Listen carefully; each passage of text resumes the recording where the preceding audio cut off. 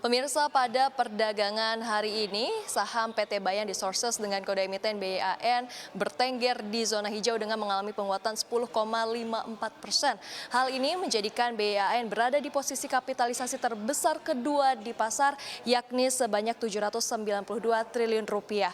Selain diadakannya RUPS dan juga public expose, suhu panas ini juga menjadi durian runtuh bagi produsen batu bara. Namun seperti apa fakta di lapangan? Saat ini saya sudah bersama dengan Pak Alex R. Wibowo. Pak Alex, ini kan saat ini suhu di India dan juga Asia Selatan begitu khususnya ya, nampaknya sedang dilanda cuaca ekstrim mencapai 40 derajat Celcius begitu. Bahkan Bangladesh mencapai 51 derajat Celcius. Nah, ini seperti apa? Apakah sudah ada peningkatan permintaan? Karena kita ketahui bahwa batu bara ini menjadi sumber dari pembangkit listrik begitu, Pak Alex. Iya, betul sekali. Memang prediksi dari Badan Cuaca Internasional terjadi peningkatan cuaca yang sangat ekstrim di daerah-daerah Asia, negara-negara Asia, India, Bangladesh, dan ini akan memicu permintaan batu bara secara langsung, secara immediate gitu ya.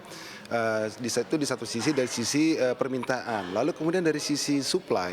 Di Indonesia sebagai salah satu eksportir batu bara terbesar di dunia juga mengalami kendala dalam produksi yang diakibatkan oleh cuaca juga, terutama curah hujan yang cukup tinggi, yang mengganggu atau memperlambat produksi di daerah-daerah pertambangan. Gitu. Jadi memang ini akan mempengaruhi secara signifikan. Kemudian juga permintaan sudah dirasakan mulai meningkat sekali. Gitu. Peningkatannya ini berapa persen, Pak Alex?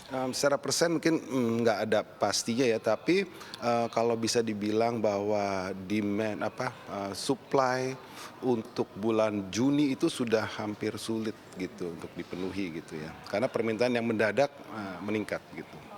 Baik, Pak Alex, ini kita ketahui juga selain India begitu ya, permintaan batu bara Indonesia ke China juga diperkirakan akan meningkat seiring dengan peningkatan pembangunan PLTU. Ini sebesar 20,45 gigawatt di tahun 2022 atau naik ini sebesar 50% dibandingkan 2021. Nah, menurut Anda apakah industri batu bara pada saat ini mampu memenuhi permintaan batu bara dari China?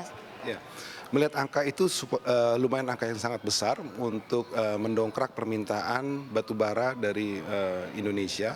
Ya.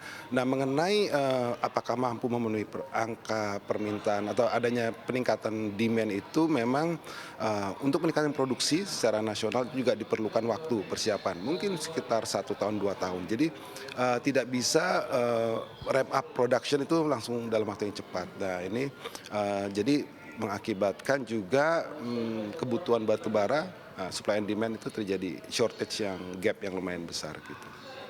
Baik, Pak Alex, ini kalau kita lihat begitu ya, meskipun cuaca yang melanda cukup panas ini juga menjadi durian runtuh atau ya keuntungan begitu ya bagi produsen batu bara, namun kalau di sisi dari produksinya, apakah ini menjadi penghambat begitu ya kalau untuk dari produksinya sendiri, Pak Alex? Produksi salah satu variabel utamanya adalah cuaca, balik lagi cuaca, kemudian adalah kesiapan infrastruktur, termasuk adalah kesiapan ketersediaan logistik pengiriman dari shipping juga ya. Jadi ini memang menjadi kendala produksi dalam tantangan untuk memenuhi permintaan yang tiba-tiba drastis gitu ya, lumayan cukup meningkat.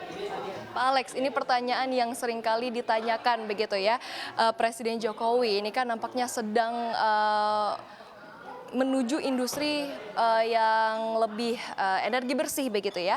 Dan ini juga ada Indonesia akan menutup seluruh PLTU berbahan bakar batu bara di tahun 2050 ini ya. Apakah ini akan berdampak ke industri batu bara sendiri? Apakah kalau dari Bayan Resources sendiri sudah ada energi lain begitu ya yang dilirik oleh Bayan Resources? Ya.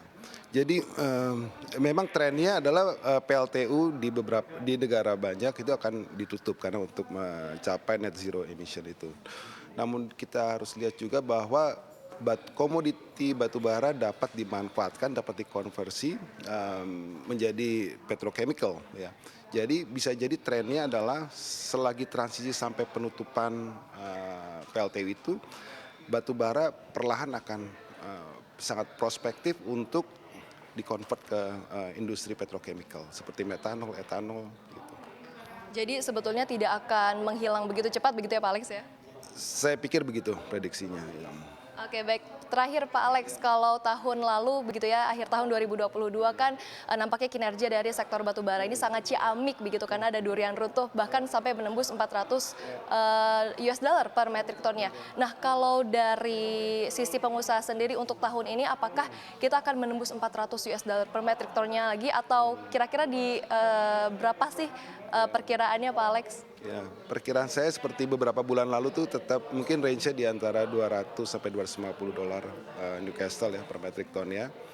Eh, tapi kita bisa lihat bahwa ini kan sangat dipengaruhi oleh geopolitik ya. Tiba-tiba kita tidak tahu apa yang terjadi tahun ini. Tapi anggaplah tidak ada anomali, tidak ada geopolitik yang sangat heboh. Saya pikir di 200-250 tetap suatu pandangan yang konservatif untuk harga komoditas batubara.